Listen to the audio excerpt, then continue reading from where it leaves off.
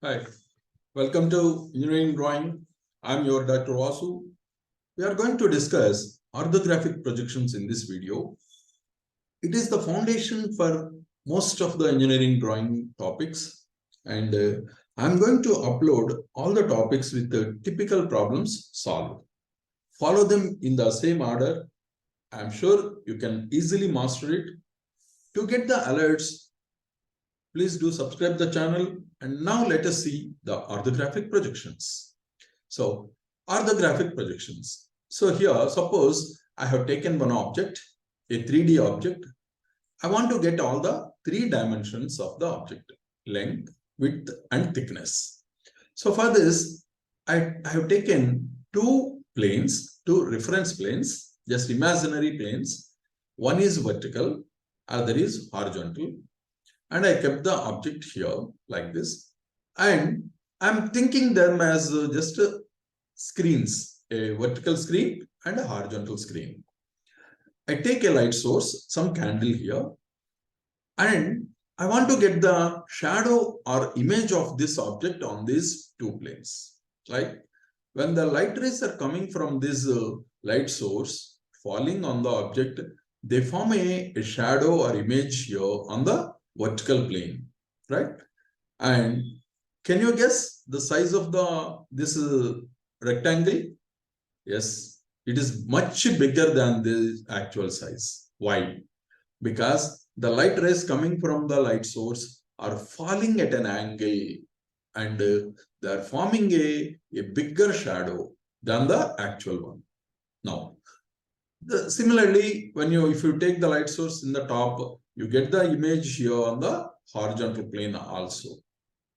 Okay, but I want to get the actual sizes of this object. How? We do one thing. We take the same light source and slowly we move it to the right. What happens? When it is moved to a far off distance, the light rays coming from them are all said to be parallel to each other, and they are falling on the object perpendicularly and forming a shadow here again, which is of same size and shape of the object. So size and shape both are same here. So here we are getting two dimensions of the object, like length and width of the object. But here I want to get the third dimension, that is thickness of the object also. So for that, we imagine the light source. The light source is infinite in the sense you just imagine the sun. So the light rays coming from the sun are said to be parallel like this and falls on the object. So take the light source in the top and get the image here on the horizontal plane, and you get exactly the same shape of the object here on the horizontal plane also. Here it is giving a two dimensions. What is it? This is the thickness of the object and this is the length. Of course, we got the length here also. So both these two projections, we call them as projections. Actually, we don't have these reference planes or imaginary planes. You are just imagining if we project this object onto these planes, how they look like. That's why we have just imagined these two planes.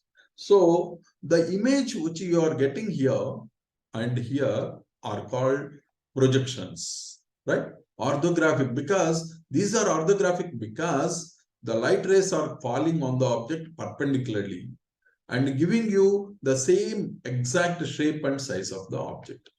That's why these projections are called orthographic projections. Now, suppose I have taken an object here like this, and I am looking at it in this direction. How is this? It is perpendicular to this plane, vertical plane.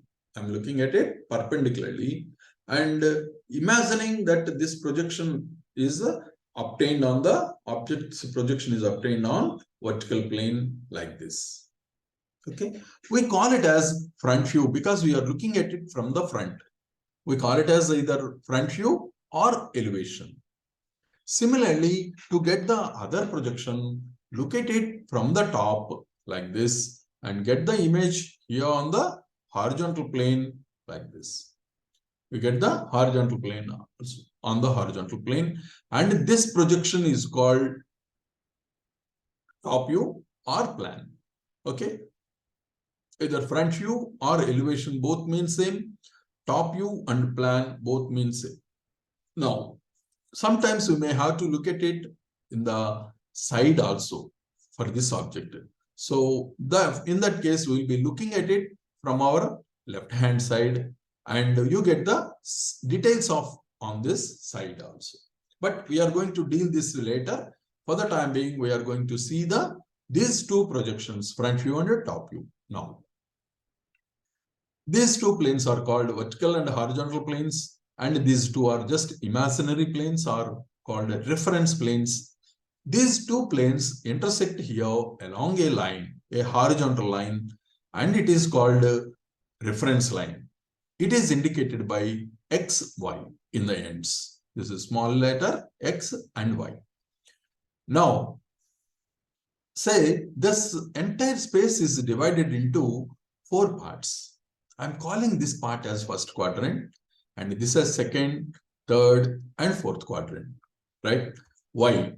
When you look at this, these two planes from your left-hand side, these two planes appear to be like straight lines. One is a horizontal line and one is a vertical line like this. Right? This horizontal plane is appearing like our x-axis in the graph, and this vertical plane appearing like a y-axis in the graph. Okay, and these two are intersecting here at along a reference line that appears like a point in the side view, and that is both x as well as y. Now, this is the vertical plane and this is a horizontal plane. And in our graph sheet, we name these spaces as first quadrant, second quadrant, third, fourth quadrant like this. So here also we are going to call or specify the objects which are in this space as first quadrant, here in the second, third, fourth like that. Now, suppose this is the reference line and this is the two planes. Suppose a point is, we can take any object, right? A solid, a three-dimensional object, a line, plane, or anything. Here, I'm just considering one point. Point in the sense it doesn't have any dimensions, no thickness, nothing, no length, and just it is a dot.